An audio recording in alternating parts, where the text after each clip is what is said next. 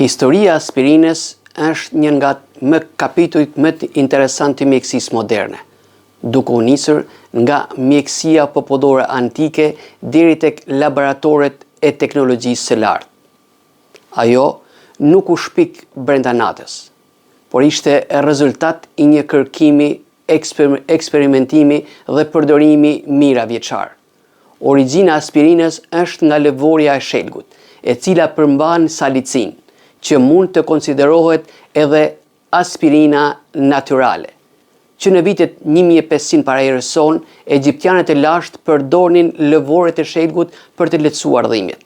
Më vonë, Hipokrati, që konsiderohet dhe babai i mjekësisë, u përshkruante pacientëve të tij lëkurë shelgu të zier për të ulur ethën dhe dhimbjet e lindjes.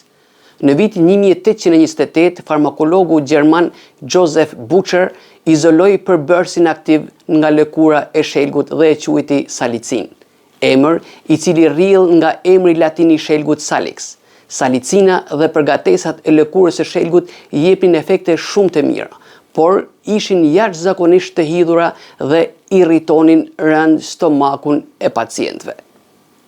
Në vitin 1887, në laboratoret e kompanisë gjermane Bayer, kimisti Felix Hoffmann, bashkë me drejtuesin e tij hebre Arthur Eichengrun, i nxitur edhe nga dëshira për të lehtësuar babain e tij që vuante nga artriti dhe nuk po mund të pinte më acid salicilik, arriti të sintetizonte një formë më të qëndrueshme dhe më të butë për stomakun e quajtur acidi acetil salicilik.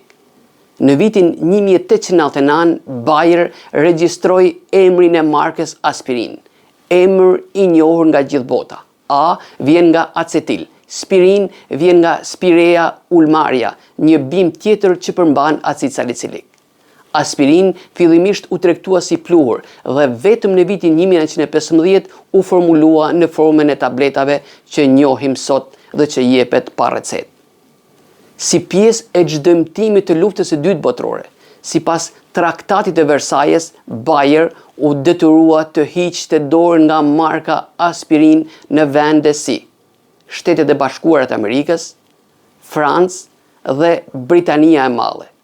Kjo është arsyeja pse sot aspirin përdoret si emër i përgjithshëm në shumë gjuhë, e jo si një emër marke.